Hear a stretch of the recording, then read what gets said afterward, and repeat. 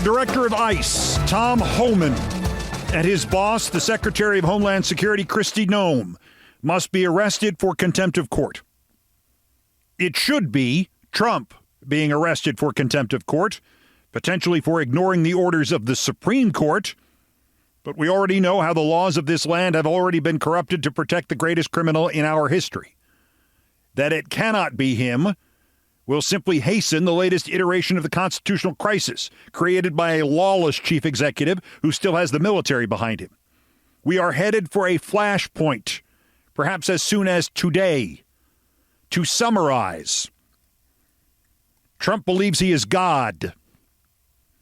But in the interim, it is time for U.S. District Judge Paula Zinnes to send this rogue government a message, a warning.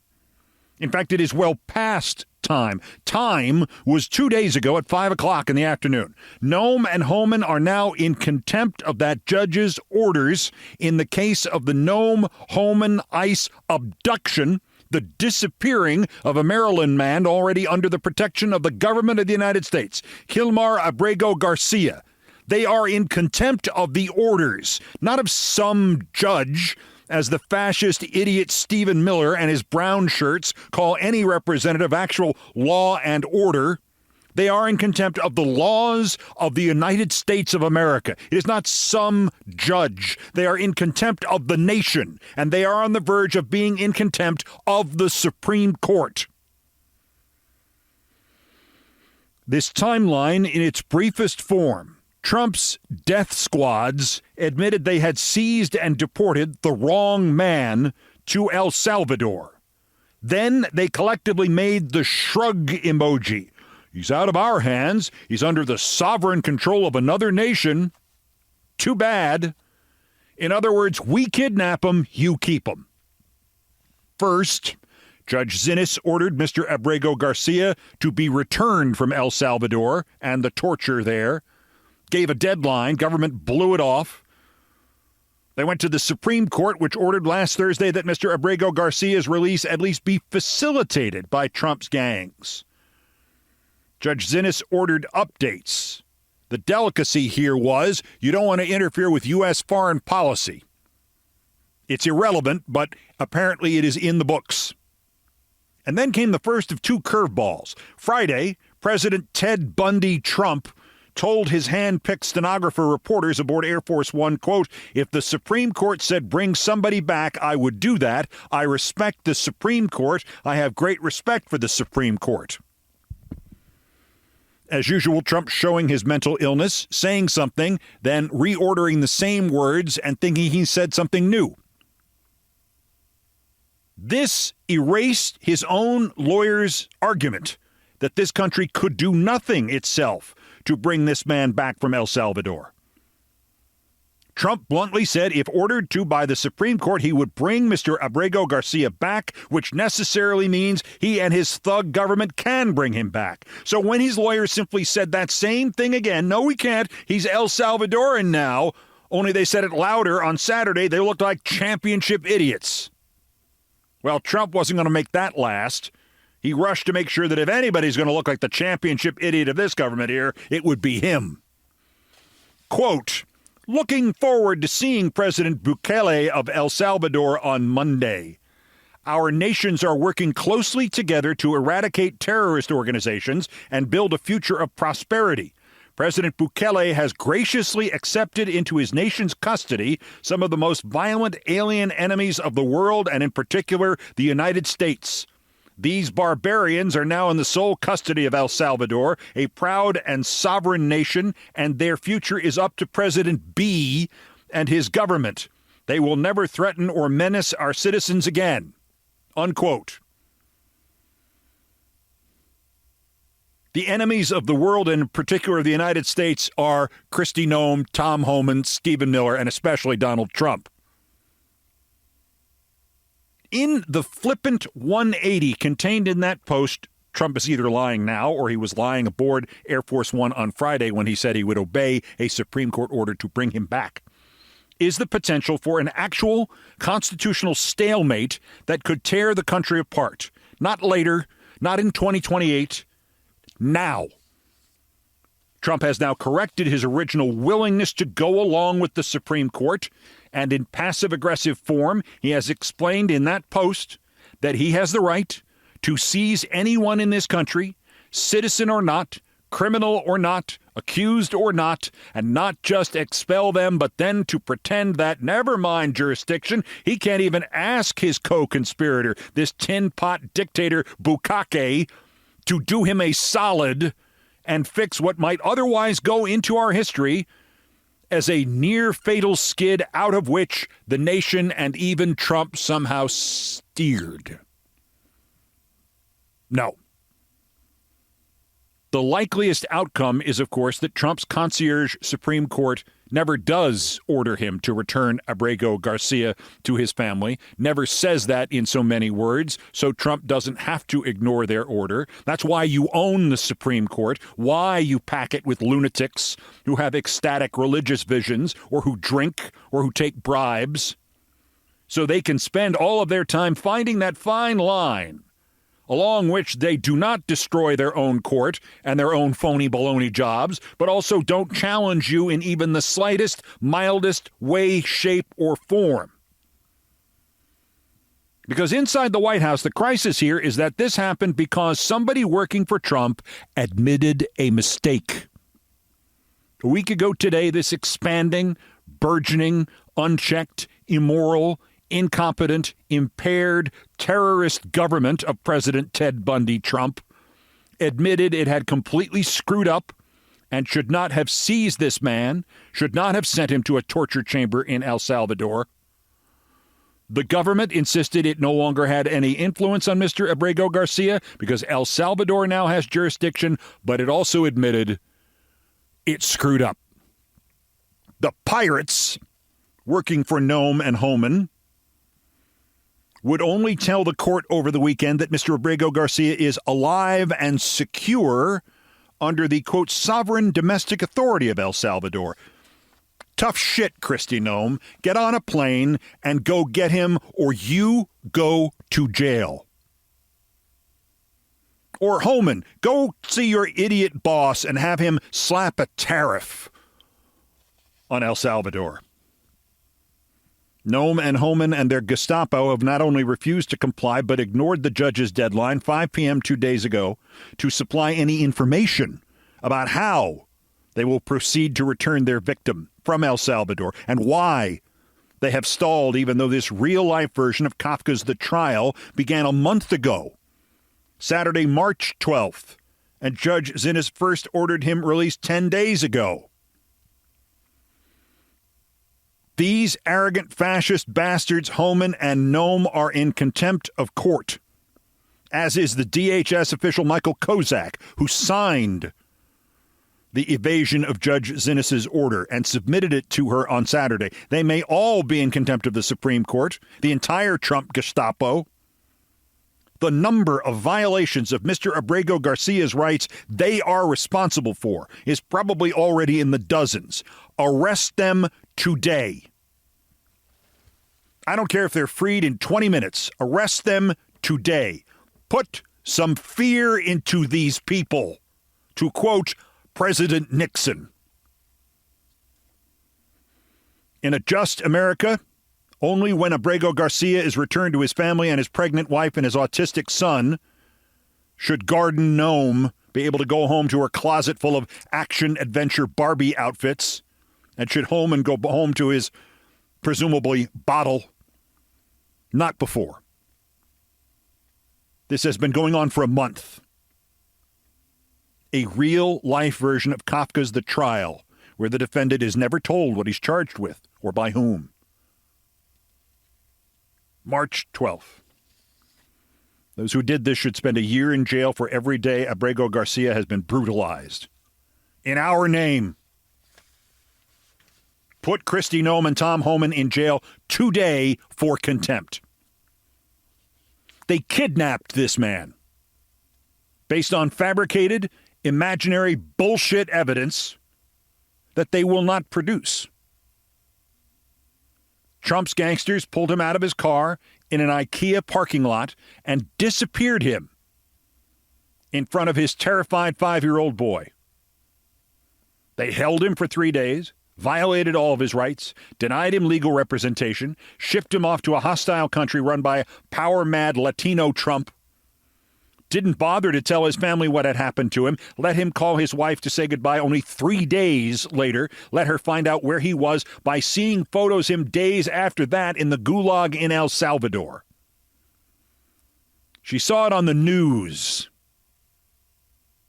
The government of the United States, the real one, the legal one, the one with judges and laws and right and wrong, not this bullshit gang of Trump bullies who I hope I'll live long enough to see one day on trial at the International Court of Justice at The Hague.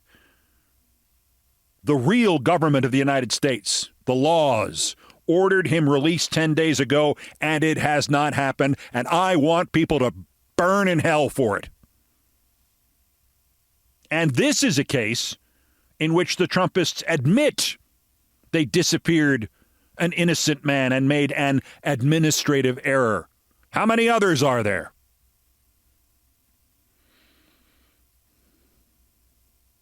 That's the point. Not how many others there are.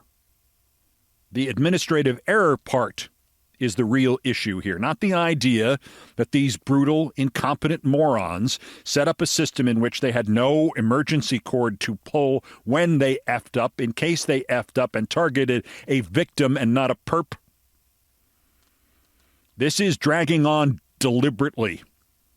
KRISTI Noem and Tom Homan and the gutless corporate lawyers who represent them and this administration, the most gutless lawyers in which the terms gutless and corporate lawyers have become synonymous.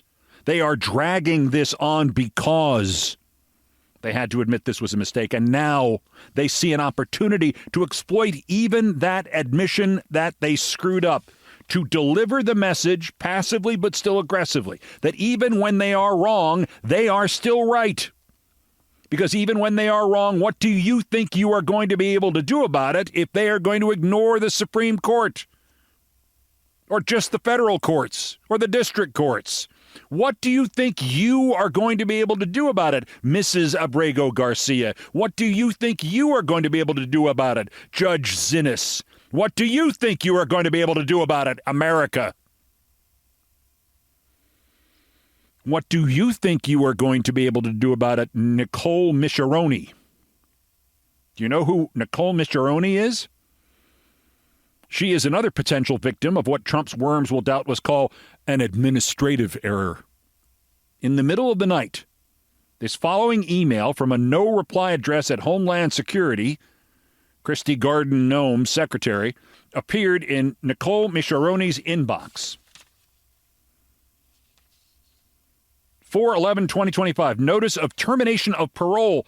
It is time for you to leave the United States. You are currently here because the Department of Homeland Security paroled you into the United States for a limited period, pursuant to 8 U.S.C. 1182D, 5A, and 8 CFR 212.5E. DHS is now exercising its discretion to terminate your parole. Unless it expires sooner, your parole will terminate 7 days from the date of this notice. If you do not depart the United States immediately, you will be subject to potential law enforcement actions, etc. Sent to Nicole Micharoni. Nicole Micharoni, who was born in Newton, Massachusetts, which is still in the United States unless Trump has ordered it traded for Greenland. Newton, Massachusetts. Nicole Micharoni's family has been in the United States for 4 generations. She is an immigration lawyer. She posted the email on social media almost lightheartedly. She wrote, some personal news. The Department of Homeland Security has given me 7 days to leave the U.S. Does anyone know if you can get Italian citizenship through great-grandparents? Her assumption, the baseline assumption of those reacting in horror to that email, is still that this is a mistake, another administrative error, a slip of some sort, her name going into their system there among the brown shirts for disappearance, instead of one of her clients? That was my first reaction. Ha ha, she's lucky Trump only wants to deport her, not slap a tariff on her. I no longer think this. It is absolutely plausible they just screwed this up. They screw everything else up. And it's absolutely plausible they screwed up the Kilmer-Abrego case. Hell, they got Elon Musk working for them. And this brain-damaged bully Tom Homan. And KRISTI Noem, who by now has the exact identical molecular composition as an inflatable backyard swimming pool. Or these are mistakes made on purpose. Doesn't matter. Either way, they want to leave you with the impression that not only are they rounding up a few actual criminals, along with thousands of people whose only crime was the mistaken belief that even Ted Bundy Trump's America was a good place, a better place, a place worth risking your life to get to. You know, what our ancestors thought. Not only are they rounding up people who are guilty or might be guilty, they may just round up people who could not possibly be guilty, like Nicole Mischeroni of the Newton Micheronis. Or Keith Olbermann of the Bronx Olbermanns. Or you. Or as it turns out, thousands of native-born Americans and naturalized U.S. citizens born in other places and green card holders and people under the protection of the government as ordered in the courts because sending them like Kilmer-Abrego Garcia to a place like El Salvador can or will get them killed. Thousands and thousands of administrative errors, thousands of conceivably, maybe even likely, intentional errors to scare them and scare you. Keep your head down. Don't make waves. Be like the television networks, be like the law firms, be like Columbia University. To borrow the bully speak of the tariffs, don't retaliate. You wouldn't want to be accidentally sent to El Salvador because your folder was next to some actual target. You wouldn't want to go to a rally or a protest. Your photo could wind up next to that of Mahmoud Khalil. Arrest Tom Homan and KRISTI Noem for contempt of court today. Maybe we will get lucky and their prison stay will get sucked into the phones of Mike Waltz and Elon Musk, and instead of 1 hour in the cleanest holding cell in Washington, D.C., they'll get disappeared to the Panama Canal. Oh, I'm sorry, KRISTI. You know how it goes. Just another administrative error.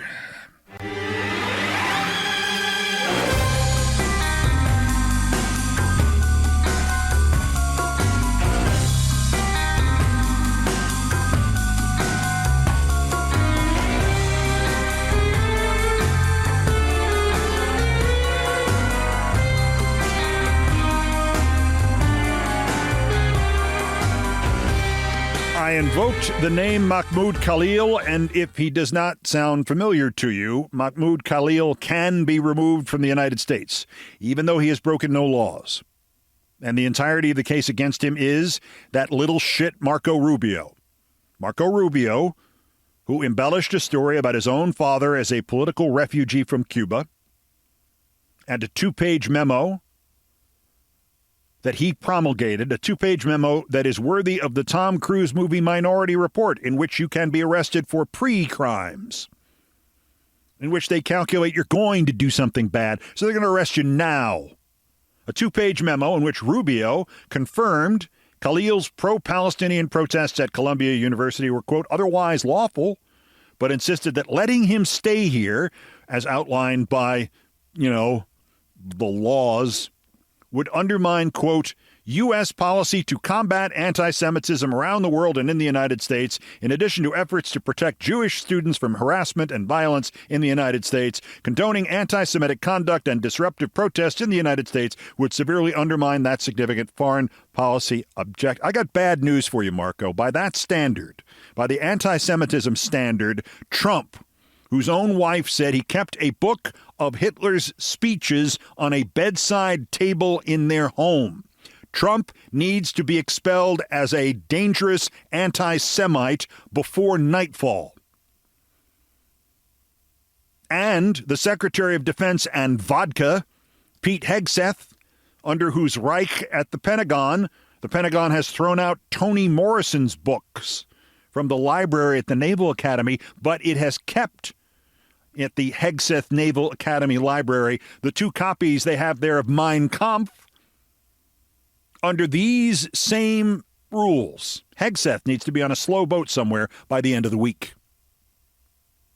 We are moving into pre-crimes and future crimes and thought crimes, and these, the Khalil case, and in a tangential but real way, the Kilmar Abrego and Nicole Mischeroni cases too, they are harbingers of a Trumpian rush to not only break all the laws and all the morality in this country, and not only to criminalize dissent, but to try to scare you out of even thinking about dissenting.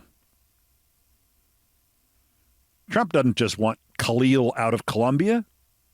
He hasn't just demanded Colombia under my old friend, acting President Claire Shipman, kowtow to Trump's political demands. Trump wants legal control of Columbia University.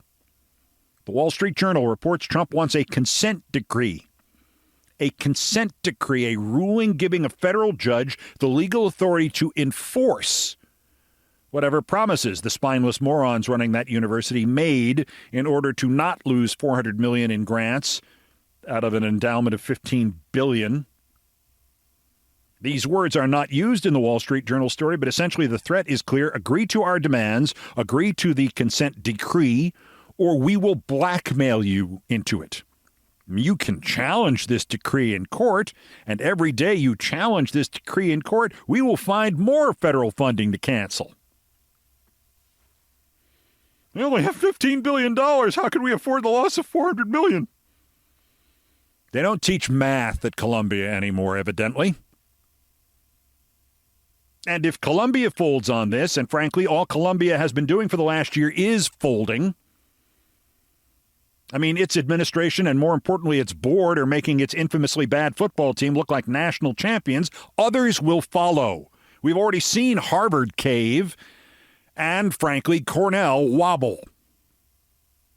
We're gradually moving towards the moment, Columbia is already there, when the nation's campuses are such laboratories of cowardice, such greenhouses of spinelessness, where their only hope of survival may be the students on those campuses reading in extensively on how they all settled things like this in the 1960s. If a place like Columbia becomes nothing but a Trumpist factory under the control of a Trumpist judge and some kind of Department of Universities, Columbia, Harvard, elsewhere, it is time for the students to, and I mean this metaphorically, of course, it is time for the students to burn it all down. By the way, the acronym for my new hypothetical Department of Universities, Columbia, Harvard, elsewhere, would be douche.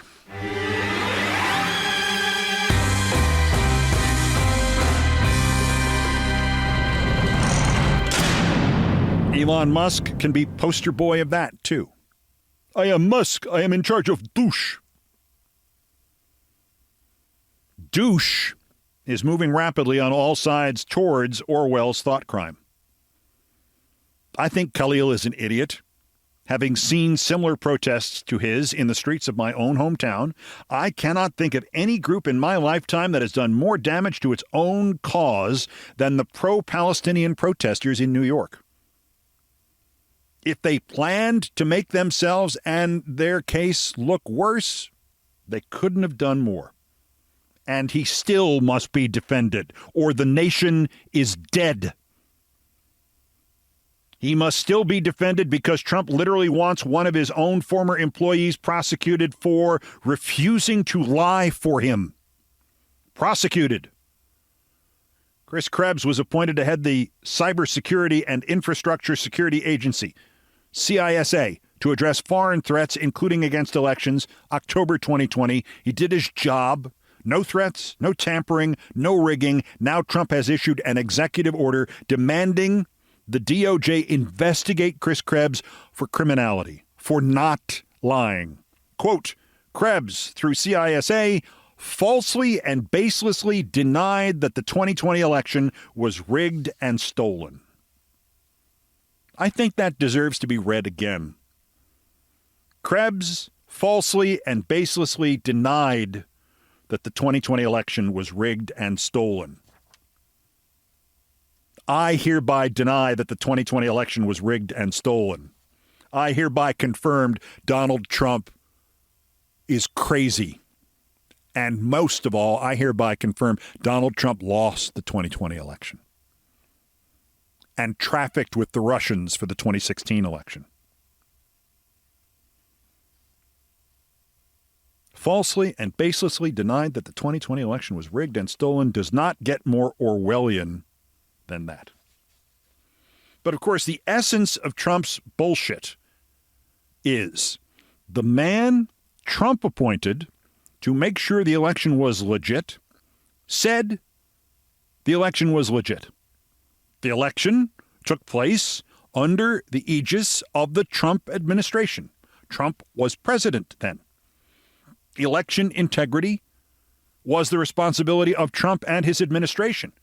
Trump's appointee, part of Trump's administration, found that nothing was rigged, so Trump wants him prosecuted for saying the Trump administration handled the election honestly.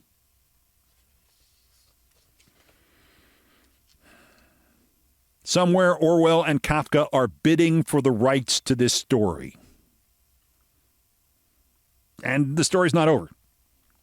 ICE, that again is the Homeland Garden Gnome group whose leaders should be jailed for contempt, posted to X and Instagram that it would stop any ideas that tried to enter the U.S. illegally. You heard me.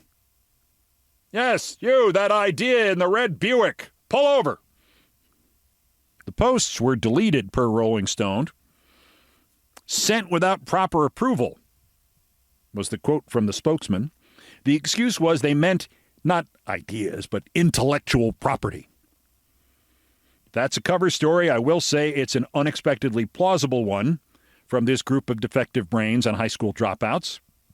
What are them things called again? Ideas. You ever had one? No. What are they like? Or it's just another intentional slip-up. Ask Mahmoud Khalil about the illegal entry of ideas. Temporal juxtaposition. A judge in Delaware rules in the Dominion lawsuit against Newsmax for defamation. Says the propaganda feed made false and defamatory statements against Dominion. The judge said that. Another triumph for their lawyers. Same lawyers as in the case against Fox. $785 million.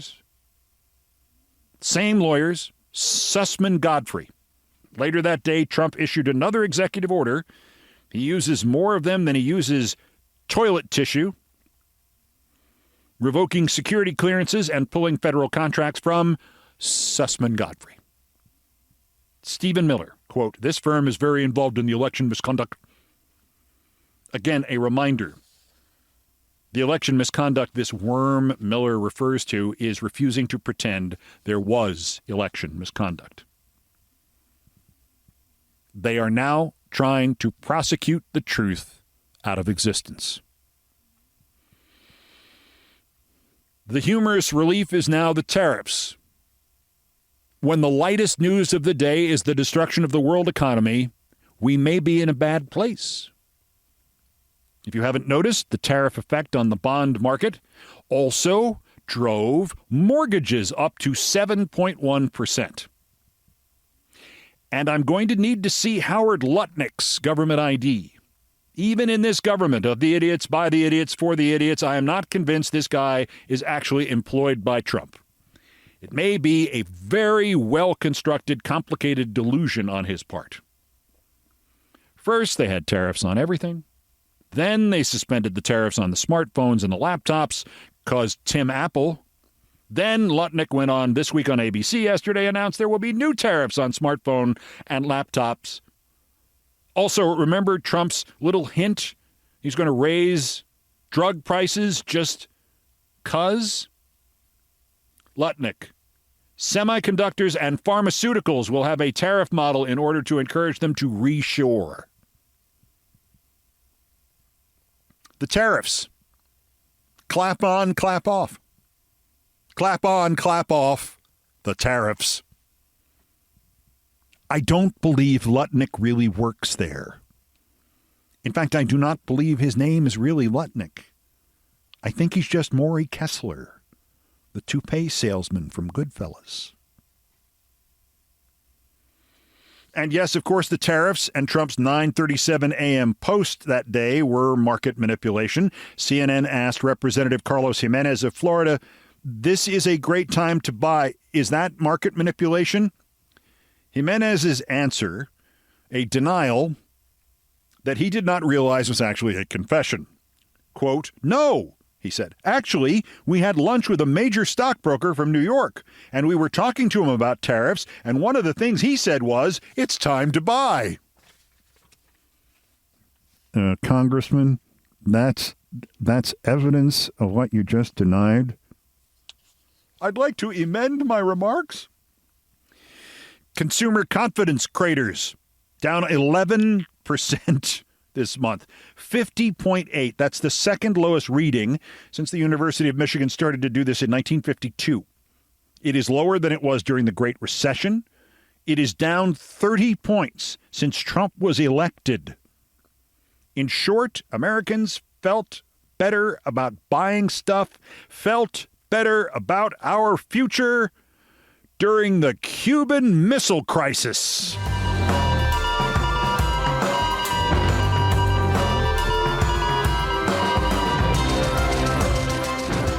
Somebody set fire to the official home of the governor of the fifth most populous state in the nation early Sunday morning with him in it and his family.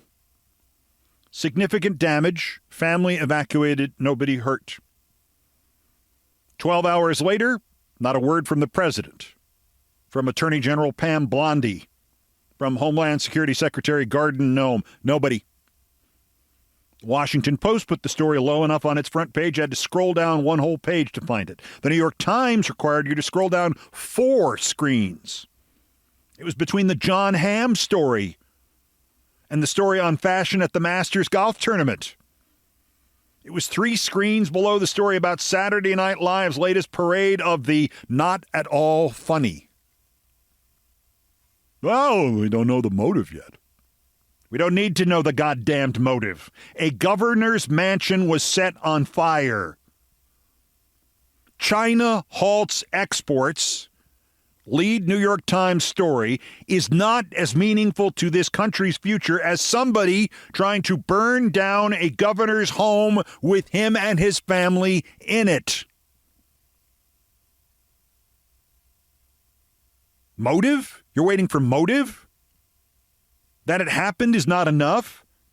A coincidence in which a pyromaniac selected a random building in Harrisburg, Pennsylvania, and the governor just happened to be inside, that wouldn't be enough? And I haven't even mentioned it was Governor Josh Shapiro of Pennsylvania during Passover. Yeah, but we got this great story about John Hamm. Happily, the Democratic Party is pushing back against all of this. Senator Schumer, the majority leader, the minority leader, the minority guy, Senator Schumer, Chuck has a tweet. Chuck Schumer, Thursday, quote, "History will remember April 9th, 2025 as America's actual Liberation Day, the day that President Trump backed down from his ridiculous tariff fiasco." Oh, it's like a joke of some sort? You had a team working on this for a day? Team's social media? 71 consultants? Well, I think we should play off the actual Liberation Day now that the tariffs have been delayed. Is not funny, not insightful, not witty, not relevant, and as it turned out, not factually accurate. Within an hour, it was all changed again. I am surprised by one thing. Chuck Schumer put out a tariff mocking Trump's Liberation Day? We here at the New York Times, how is it we're not putting a story about this on the front page? I mean, I know I'm breaking all the rules here, but shouldn't this be higher than the John Hamm story?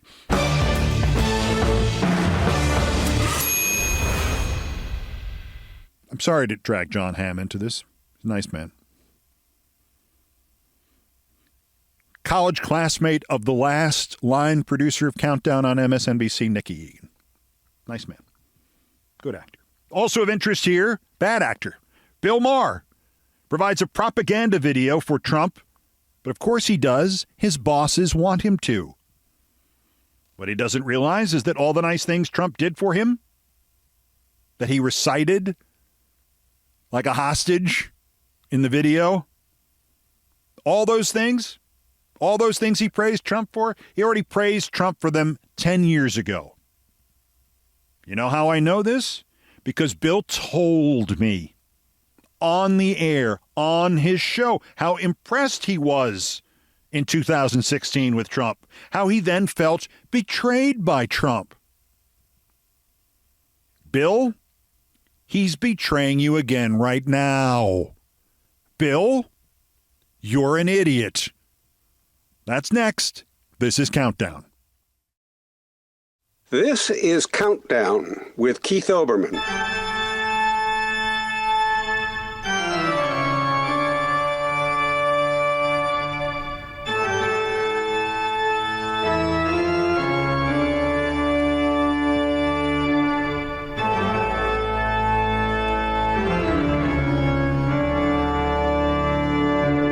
Still ahead on this edition of Countdown. Does the show seem a little ragged to you?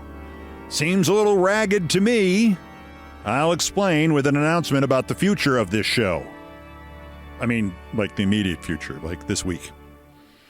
First, believe it or not, there's still more new idiots to talk about. The roundup of the miscreants, morons, and Dunning-Kruger effect specimens who constitute the latest other worst persons in the world.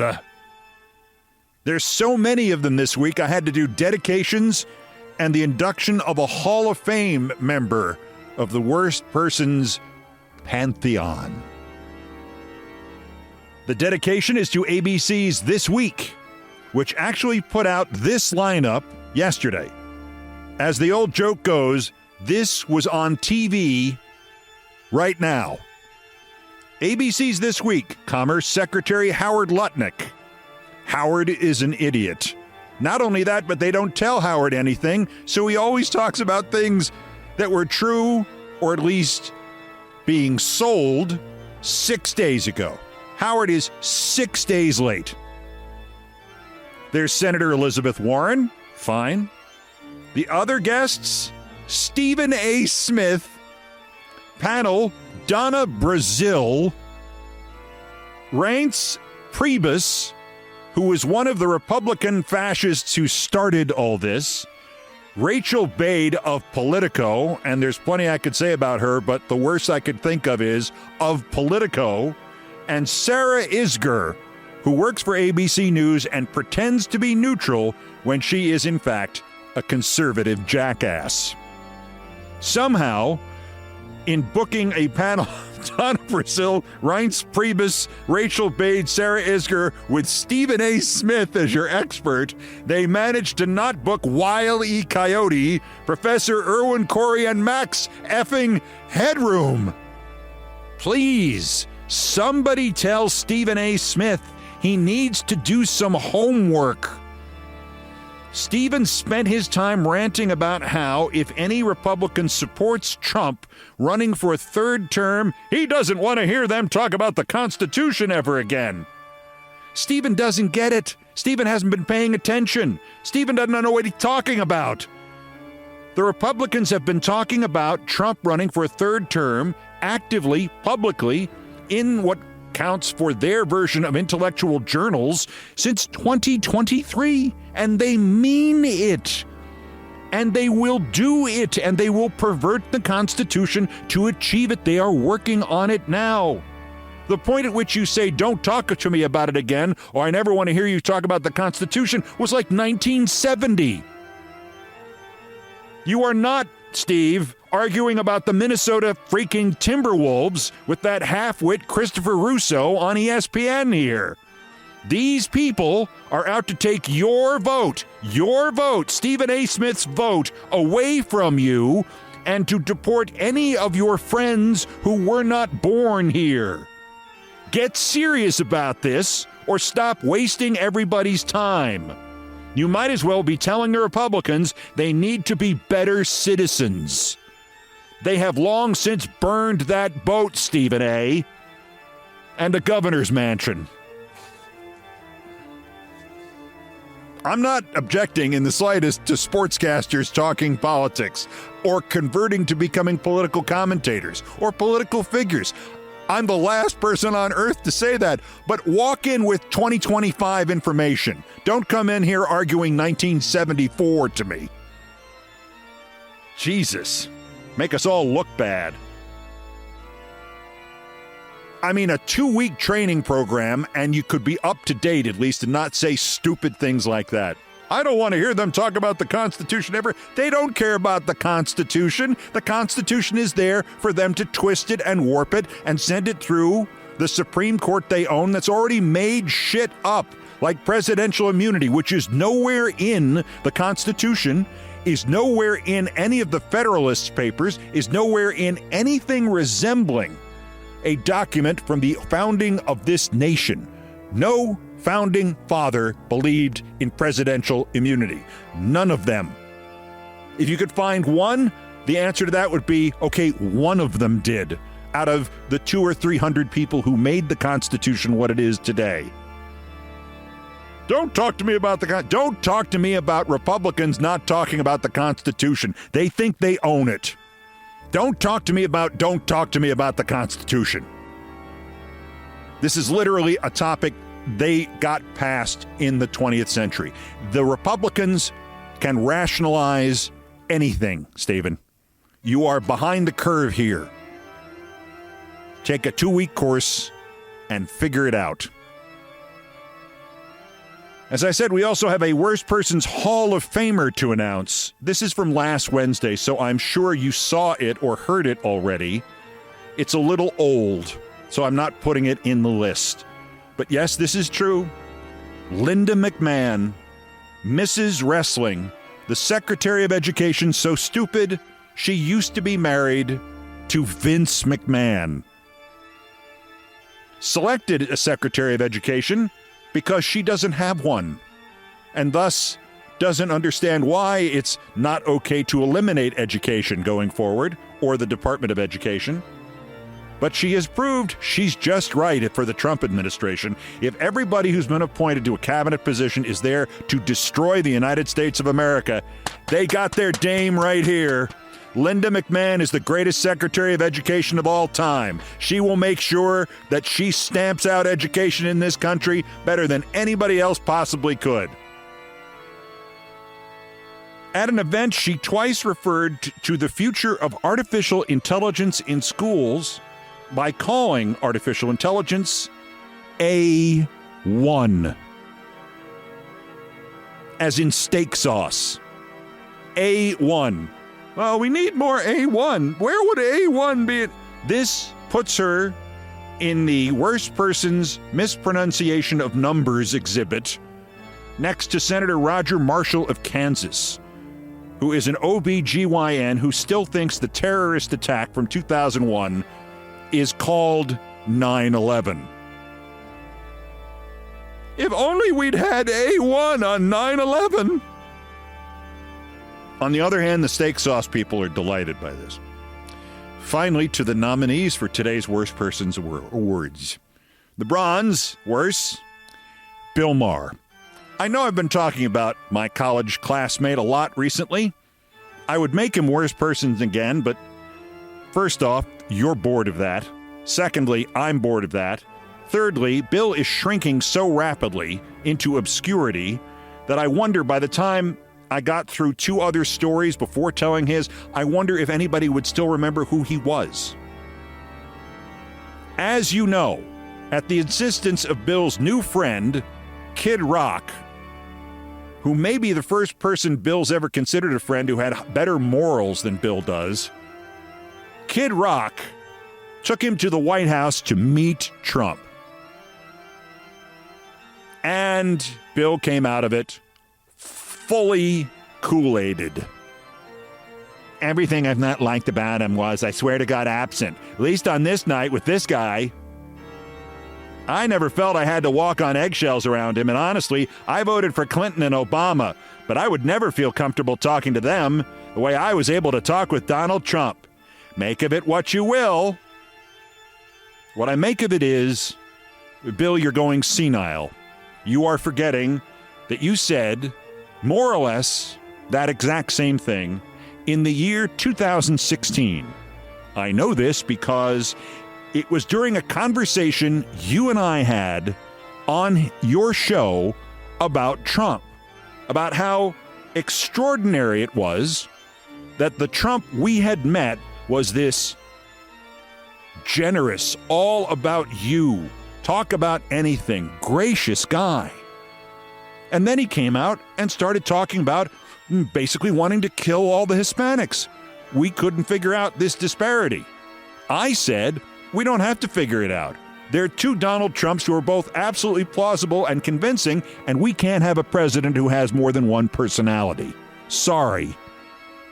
You said you felt he had deceived you. Guess what, Bill? He had. And guess what? The other day at the White House, he deceived you again. You know why? Because you're gullible. Because you want to be flattered. Because that's all he does. Because he found your button and he pushed it and pushed it and pushed it, and he got you to put out quotes that they have now used and got you to put out a monologue on your dying show on television, which they have used to sell the idea that he is a good president and a good person. They are using you, Bill. On the other hand, somebody's watching your video. You're a moron now. And I know that as I say that, Maher added, millions of liberal sphincters just tightened. The only sphincter around here, Bill, is Bill Maher. And you have long since ceased to be liberal. I've had so many conversations with prominent people who are much less connected, people that don't look you in the eye, people that don't really listen because they just want to get to their next thing, people whose response to things you say just doesn't track. None of that with him. Bill, he's a narcissistic sociopath, possibly a narcissistic psychopath. Bill, he's Ted Bundy. He's President Ted Bundy Trump. This is what he does. He uses people. He looks them in the eye. He figures out what it is they're most susceptible to and does it to them. And then they think he's just wonderful and he's theirs. And that the real Trump is the one they saw, not the one who is bundling Americans off the street and sending them to torture chambers in El Salvador, or stochastically encouraging terrorism inside the United States against his political opponents. People that don't look you in the eye. He looks you in the eye and tells you he had a copy of Hitler's speeches on his nightstand in 1990. People that don't really listen because they just want to get to their next thing. Next thing is subverting the Constitution and serving a third term, and then claiming we don't need any more elections because he's doing a great job. People whose response to things you say just doesn't track. None of that with him. No, they're putting out press releases saying he's healthy, and the evidence of being healthy is that he won another one of his golf tournaments at his course where he's allowed to cheat. Bill, he used you. Again. Somehow 9 years ago you figured it out. Since then, you've forgotten. Stop forgetting. You have some small remaining responsibility here. Use that. Not that Bill Maher wasn't seeking to be used. I may be guilty of overthinking this whole thing. Bill Maher works now for the same fascists at Warner Bros. Discovery, led by this guy David Zaslav, who took over and corrupted CNN.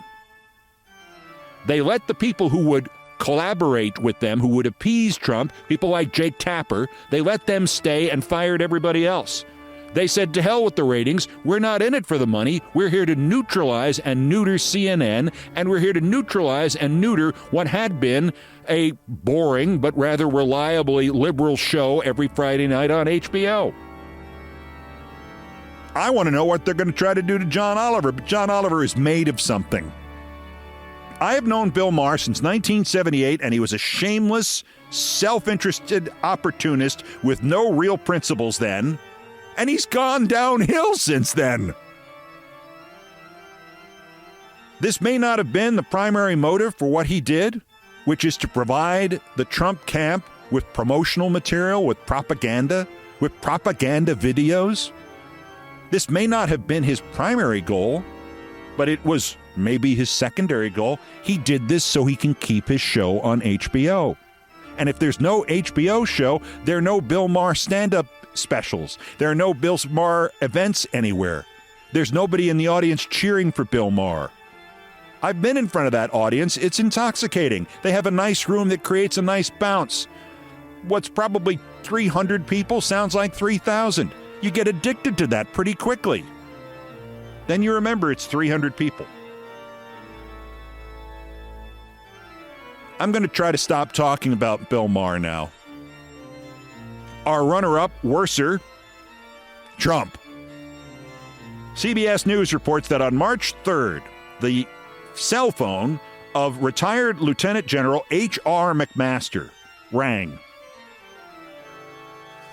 Used to work for the White House. He was the National Security Advisor for the first 13 months of the first Trump Reich. So, needless to say, he was surprised when the voice on the other side said, "It's the White House calling for you." I assume he said something like, "Which White House? Our White House?" A day earlier, on March 2nd, Trump had in fact insulted H.R. McMaster, blasted him on social media as a weak and totally ineffective loser. McMaster had just appeared on CBS on 60 Minutes. He had voiced skepticism about the Trump overture towards Putin and Putin's supposed willingness to end the war in Ukraine, which Trump believed, does not apparently believe now, but may soon resume believing when he needs to change the subject again. Anyway, the phone, according to CBS, with their sources, I think we can guess who the source was who could recount the phone call. The phone call began with Trump saying, "Henry." Henry is how Trump opened the call before launching into the conversation, according to two sources who were not authorized to discuss private conversations. The former National Security Advisor, Mr. McMaster, interrupted. "Mr. President, this is H.R. McMaster." Trump then asked dismissively, "Why the F would I talk to H.R. McMaster?" And then Trump launched into a scathing critique of his former aide, two sources said. According to CBS, the call was brief.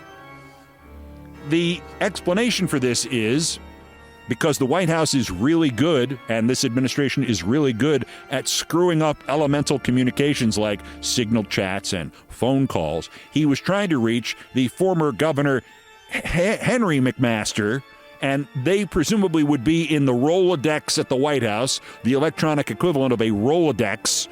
Henry McMaster, comma, Henry McMaster, comma, HR.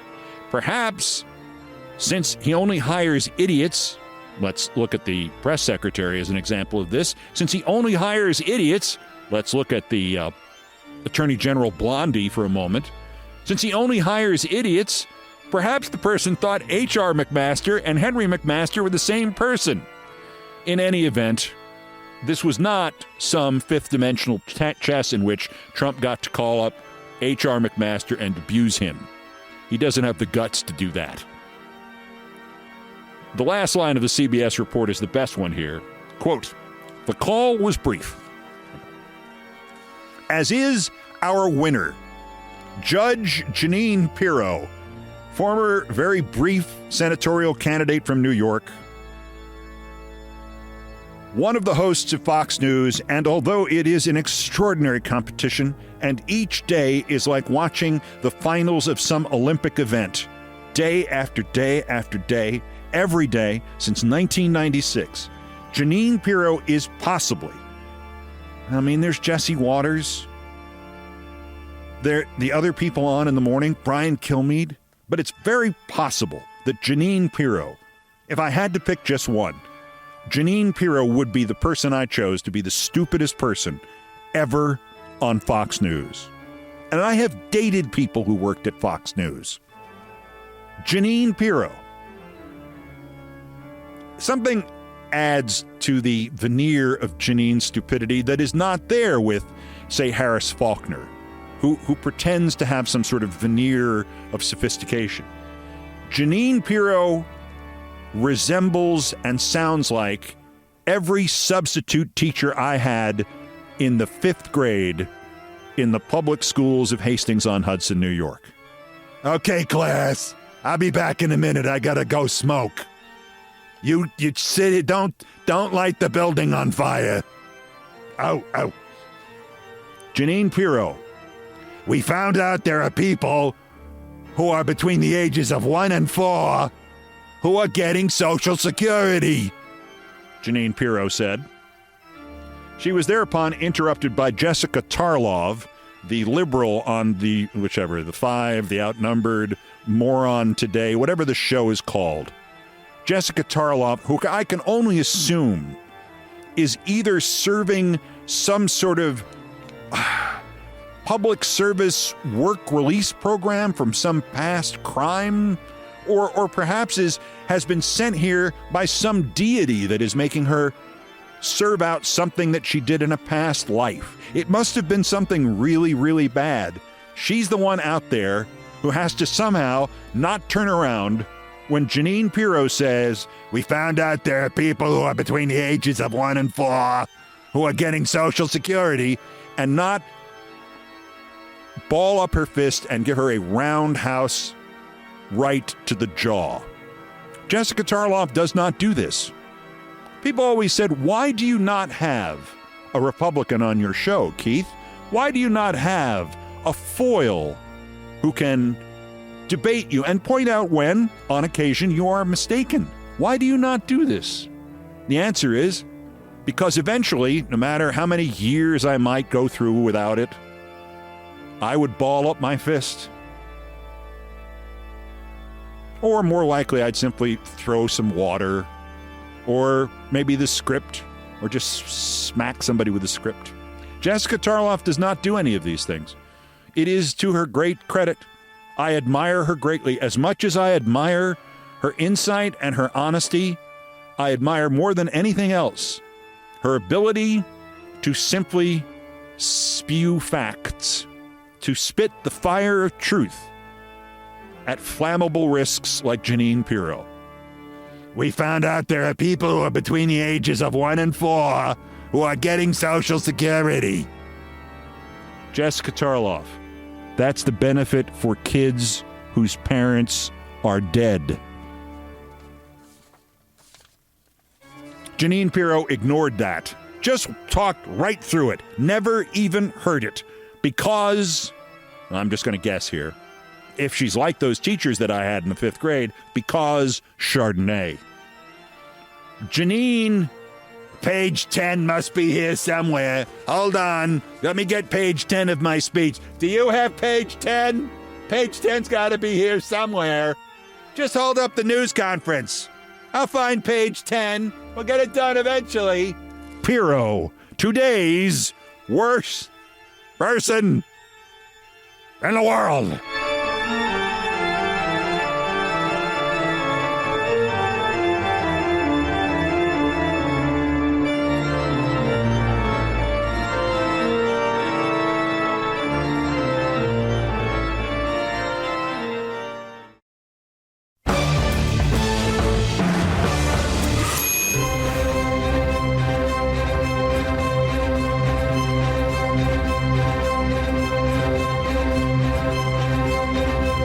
Done all the damage I can do here. Thank you for listening.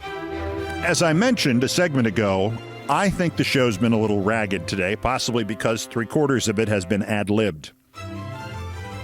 And I believe this will be the only episode this week. I have mentioned that I am on some heavy-duty antibiotics for a digestive issue, and they are working well, really well. The problem is essentially gone, and I don't know how many different presidential administrations that problem has been there. That's how bad a problem this is. That's going well. However, the further along the drugs get, the more side effects there are. The problem is essentially gone, so is my stamina, my sleep schedule, occasionally my voice, and as you could hear in Worst Persons, any self-restraint I might have whatsoever. So, it's probably a good idea if I don't do a second episode this week, because who the hell knows what I would say then. I edited stuff out of the second segment. Thank you very much. Anyway, if I can, to be serious, although I did do the edits, I'm going to skip Thursday's episode. If something changes, or the news demands it, or if I'm up in the middle of the night and I just want to record 45 to 60 minutes about Bill Maher or Stephen A. Smith, I'll do it. I'll post something. If there's a news bulletin, I'll post something, even if it's 5 minutes. But otherwise, I need to actually just not do this for a week, or anything for a week, if I can get away with it. So don't be surprised if there is no episode Thursday. I have to rest this voice. It may sound wonderful and mellifluous to you. It's a real strain to get this out right now. Anywho, enough about me. What do you think about me? Brian Ray and John Philip Chanel, musical directors of Countdown, arranged, produced, and performed most of our music. Mr. Chanel handled orchestration and keyboards. Mr. Ray was on the guitars, bass, and drums, and it was produced by TKO Brothers. Our satirical and pithy musical comments are by the best baseball stadium organist ever, Nancy Faust. The sports music is the Olbermann theme from ESPN2, written by Mitch Warren Davis, courtesy of ESPN Inc. Other music arranged and performed by the group No Horns Allowed. My announcer today was my friend John Dean. Everything else was, as ever, my fault. You know, if there's no episode on Thursday, it just occurred to me for the first time. I'll have to ask Nancy Faust this by correspondence. Maybe we could just put on 45 minutes of Nancy's greatest recordings for this show, of which there is at least a bank of 45 minutes. Quite seriously. Most of it less than a minute each. All of it marvelous. You just put that on, say, "Hi, this is Countdown. This is Keith Olbermann. And now, oh, Nancy," and just play all the stuff I have in the file. It's an idea. Just joking around. That's Countdown for today. Just 1,378 days until the scheduled end of his lame duck and lame-brained term, unless Musk removes him sooner or the actuarial tables do. Remember, impeach Trump. It will not work now. It will win the Democrats the midterms. And I want polling on a presidential recall vote to put pressure on the 14 Republican senators and 4 Republican representatives who could save our asses. And by our, I mean the American nation. This is why I don't like to ad-lib. Until next time, I'm Keith Olbermann. Good morning, good afternoon, good night, screw Bill Maher, and good luck.